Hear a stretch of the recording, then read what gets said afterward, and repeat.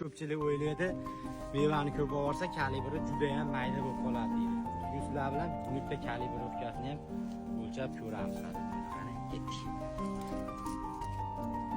Xo'p, mana 28 ga bemalol tushyapti.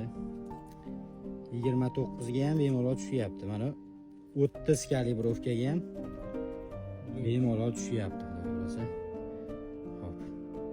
Ko'rib turganinglardek 30, 29, 28 kalibrga bemalol tushyapti. Bu to'liq pishgan sari yana ham bu tursa kattalashaveradi. Bu degani 31, 32 kalibrgacha bemalol boraveradi. Undan tashqari bu o'zini o'zi 100% changlatadigan Evli Lori degan gilos. Buni hosilini qaranglar. Odamlardan qizg'anib baklarning tagida mevasini dehqonchilarga baraka bersin deb qo'yamiz, qadrdonlar. Buni ishonchli ko'chatlarni albatta ko'paytirib qo'yganmiz. Xudo xolasa ko'chatlarga zakazlar olinyapti. Ekilganiga 6 yil bo'lyapti, kamida 30 kilo, 40 kilo hosili bor. Xudo xolasa hozirgi kunda buni narxi korobkaga 100 ming so'mdan baland uzilyapti. Bittadan like bosib qo'yamiz, qadrdonlar. Salomat bo'linglar.